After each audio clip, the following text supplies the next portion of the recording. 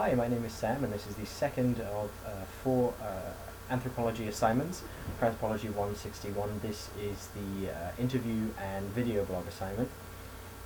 So this week we conducted interviews with another classmate on the subject of gender issues. Specifically, the question was how have gender issues changed and gender identities changed throughout your lifetime?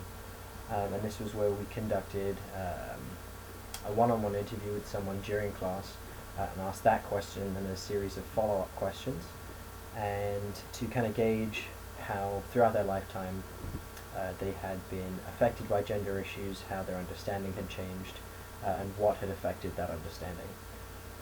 And I had found the interview experience to be a new one. I had never conducted a one-on-one formal interview like that before, so that was a new experience for me, but overall it seemed to go pretty well. I think that the interviews are certainly affected by the fact that you know you're being interviewed. I think when you're speaking to someone, normally you're not really worried about the fact that what you're saying is going to be recorded, is being recorded and will be written down later on. So I think people were a little bit more slow and a little bit less forthcoming in their opinions and in their stories, because you're very much conscious of the fact that this is all going to be written down later on, and that someone may listen to it and may kind of think about it and think about you and judge you. So that was definitely kind of weird. But obviously, the questions that you ask affect the answers that you're going to get. To that kind of first question as to whether or not, or how do the interviews and the interview questions affect your answers. So obviously the questions that you ask, you're only going to get answers to those questions, and maybe a few more kind of relevant ones. So that's kind of that aspect. The information that's gathered is entirely relevant upon, the setting, the questions themselves, maybe the manner in which they're asked. If it's a more formal interview, you might get more formal answers versus an informal interview. The setting is probably going to change how it's affected. If you're in a very high intensity setting, people might be less forthcoming versus something that's more calm or familiar. And then, as I mentioned before, the experience was fine. I'd never done a formal interview before, but being interviewed it wasn't bad. I think I found, kind of as I mentioned before, that I was a little bit less, I tried to think through my sentences a little bit more. Maybe I held back a little bit more because I was very aware of the fact that, this was going to be written down and then recorded and kind of talked about before. As far as the equipment affecting the content of the interview, obviously its ability to record accurately and record without kind of interference is very important. I found that with ours, our recorder worked just fine. There was definitely some background noise, but that didn't affect the overall quality of the interview. It was just a little bit distracting when transcribing. But other than that, if you gauge your ability to do a recording based on whether or not you can understand the information, I was very much able to understand everything that came out of the recorder. Therefore, it was a good recorder, and it was good equipment. And as far as how transcribing affects the analysis, kind of as I just mentioned, if you can accurately transcribe the information that's on the recording, hopefully nothing changes.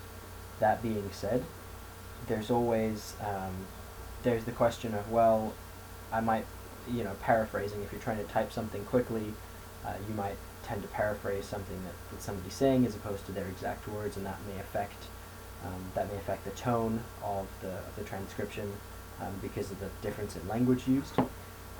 There's obviously the question of whether or not, if somebody's saying filler words like or do you put those into a transcription? Is that going to change how the information is conveyed or perceived?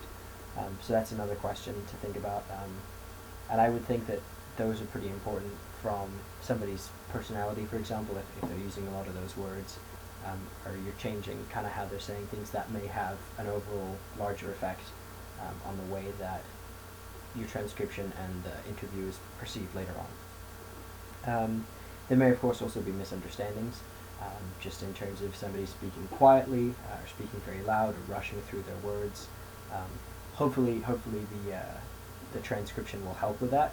But in some cases, I think you find when you're speaking that you say a string of words that don't necessarily make sense written down, but when you're speaking them to somebody else, you can kind of fill it in your head. But reading it outside of the scenario is very different. So that's certainly something that's going to affect it as well. The codes that I used for this particular assignment were school, family, religion, regionalism, exposure to trans or gender issues, beliefs, progress, gay rights, and generational change. And we used those codes specifically because as a class when we met and talked about them, we felt that regionalism was absolutely something that affected everyone. Family and beliefs were big. We had identified the day before that religion usually played a big part in people's understanding of gender issues and their opinions on them, certainly. School, because also in the videos shown, I believe, on Wednesday, as well as when we discussed in class, school tends to provide a space where people are first exposed to these issues, which is why we also used exposure. And then we used generational change because that's something that, the difference between my understanding of gender issues and my parents, for example, is very different. So, and we found that kind of reflected across the board, so we used that one as well. And then progress in gay rights, because those are something where we've seen progress. So progress generally relates to gay rights, but also trans issues and gender issues as well. And I believe that's all of the codes that we did. And we found I found anyway, through looking at the different transcripts that I did, that a couple kind of themes emerged. The first was that school and family are without question enormous influencers in people's understandings and beliefs of gender issues, and also of, I guess, issues with sexuality. It seems to be the case, we kind of addressed this before, that school absolutely provides kind of a training ground for how these issues are perceived, and also how people then develop their beliefs and their actions kind of towards them.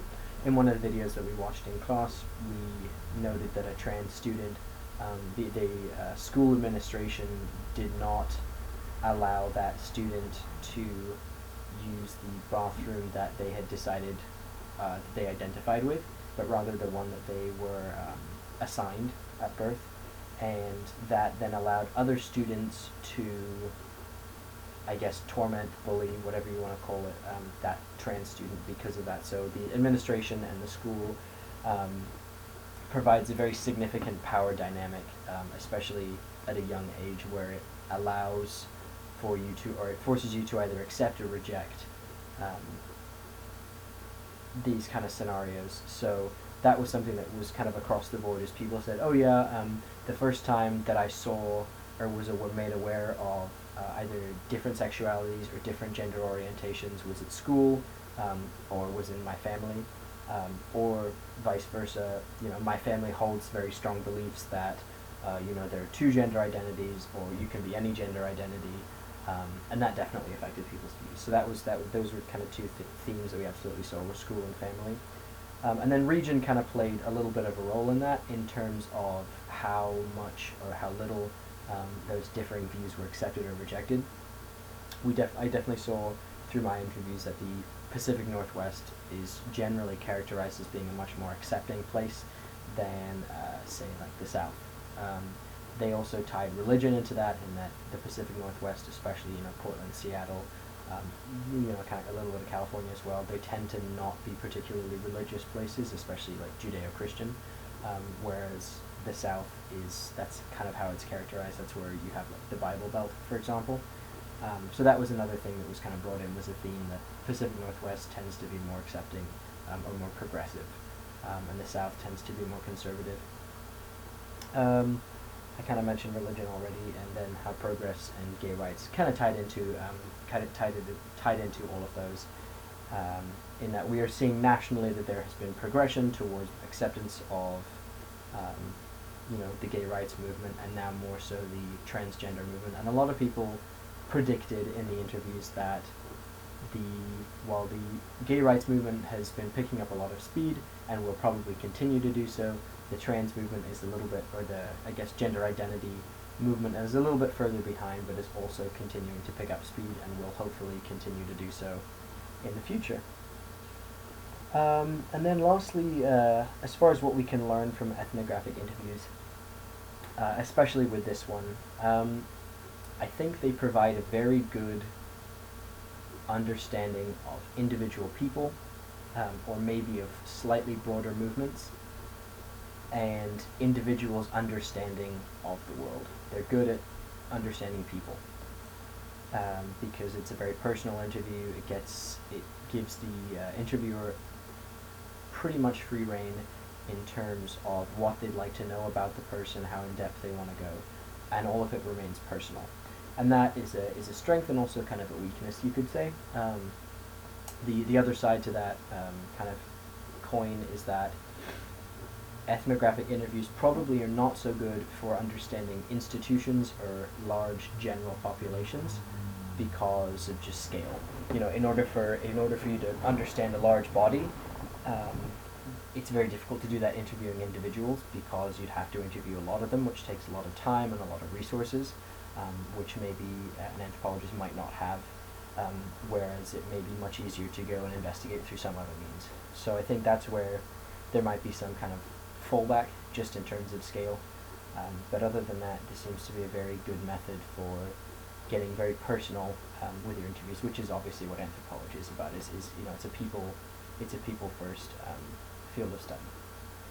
So that would conclude this this video blog for me. Thank you very much.